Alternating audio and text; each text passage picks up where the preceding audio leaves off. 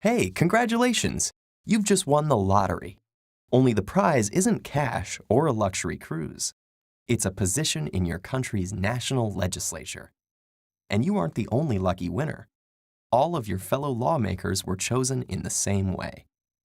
This might strike you as a strange way to run a government, let alone a democracy. Elections are the epitome of democracy, right? Well, the ancient Athenians who coined the word had another view.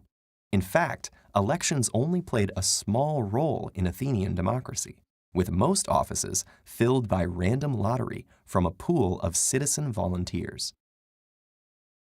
Unlike the representative democracies common today, where voters elect leaders to make laws and decisions on their behalf, 5th century BC Athens was a direct democracy that encouraged wide participation through the principle of ha boulamenos, or anyone who wishes.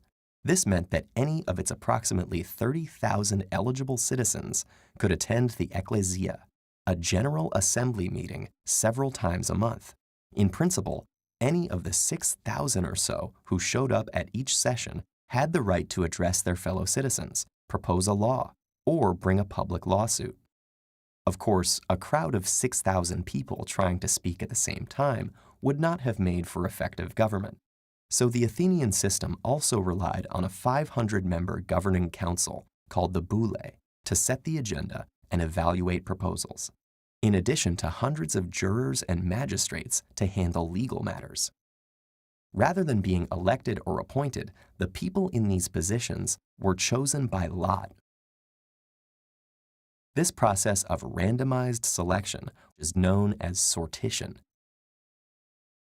The only positions filled by elections were those recognized as requiring expertise, such as generals.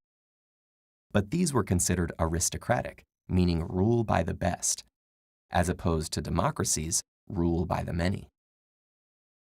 How did this system come to be? Well, democracy arose in Athens after long periods of social and political tension, marked by conflict among nobles. Powers once restricted to elites, such as speaking in the assembly and having their votes counted, were expanded to ordinary citizens. And the ability of ordinary citizens to perform these tasks adequately became a central feature of the democratic ideology of Athens. Rather than a privilege, civic participation was the duty of all citizens, with sortition and strict term limits preventing governing classes or political parties from forming. By 21st century standards, Athenian rule by the many excluded an awful lot of people. Women, slaves, and foreigners were denied full citizenship. And when we filter out those too young to serve, the pool of eligible Athenians drops to only 10 to 20% of the overall population. Some ancient philosophers, including Plato, disparaged this form of democracy as being anarchic and run by fools. But today, the word has such positive associations that vastly different regimes claim to embody it. At the same time, some share Plato's skepticism about the wisdom of crowds.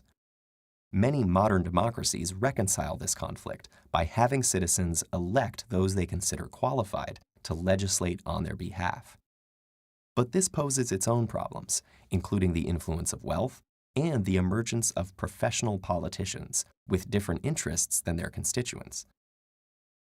Could reviving election by lottery lead to more effective government through a more diverse and representative group of legislators? Or does modern political office, like Athenian military command, require specialized knowledge and skills? You probably shouldn't hold your breath to win a spot in your country's government. But depending on where you live, you may still be selected to participate in a jury, a citizens' assembly, or a deliberative poll, all examples of how the democratic principle behind sortition still survives today.